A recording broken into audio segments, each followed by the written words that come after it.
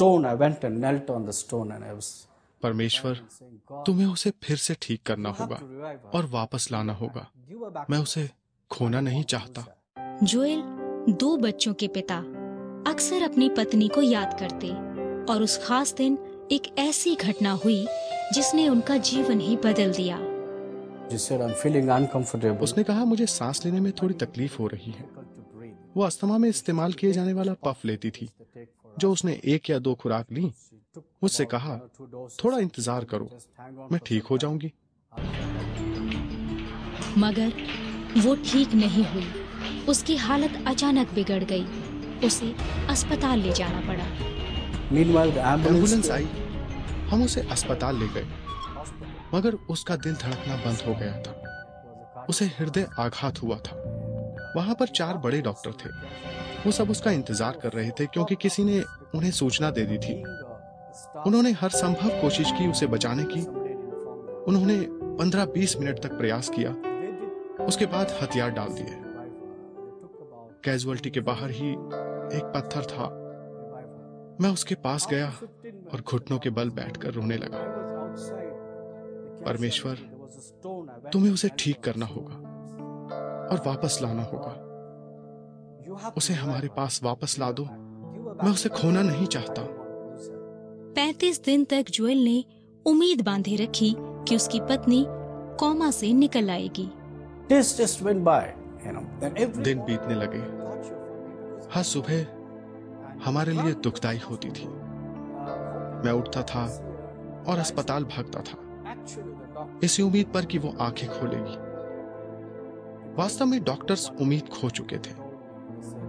एक दिन उन्होंने मुझे कमरे में बुलाया और कहा कि यह संभव है मिस्टर जोएल, हमें नहीं लगता कि जमीनी तौर पर कोई उम्मीद बची है, मगर यदि आपको परमेश्वर में और उसके चमत्कारों में विश्वास है तो कोई चमत्कार ही उन्हें बचा सकता है।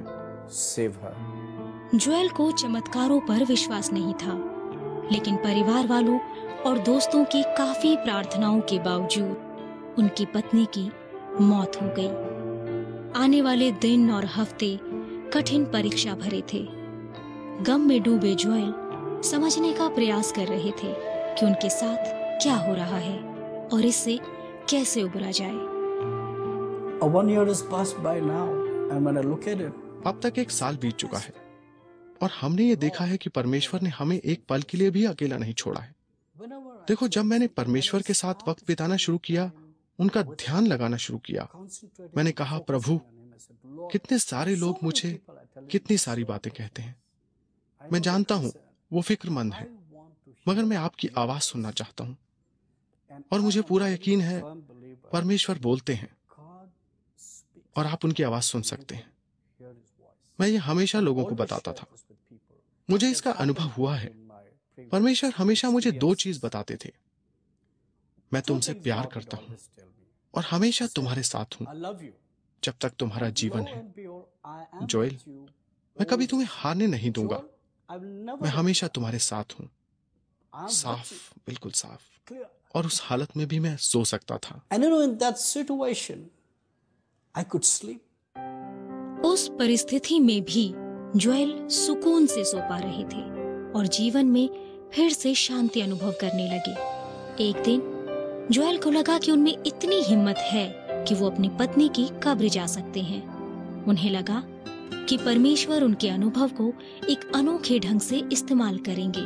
So I went there, and I thought. तो हम वहां गए और मुझे लगा मैं टूट जाऊंगा, मगर यह हैरानी की बात है, मैं वहां गया और खड़ा हुआ। मैंने अपनी आंखें बंद की और ऊपर स्वर्ग में देखा और कहा, प्रभु। मैंने सिर्फ कहा, प्रभु, और उन्होंने मुझसे बात की।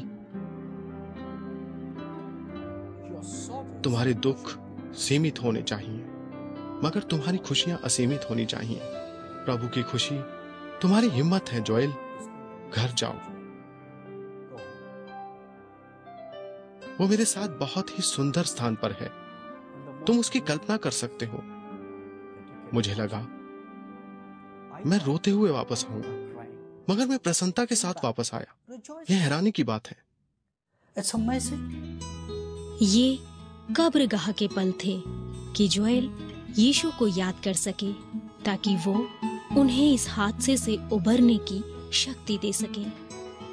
तकलीफ है, तकलीफ जरूर है, मगर कहीं गहराई में परमेश्वर की कृपा तुम्हारी मदद करती है। मैं जब भी कमजोर महसूस करता हूँ, मैं अपने घुटनों के बल पर बैठ जाता हूँ और प्रभु मुझे उठाते हैं। ये कितना अद्भुत एहसास है। मैं घर आता हूँ और रोता हूँ, प्रभु मुझे दिलासा देते हैं। मैं उनकी उपस्थिति महसूस कर सकता हूँ। और हमें क्या चाहिए, क्योंकि यदि आपके पास परमेश्वर है तो सब कुछ है।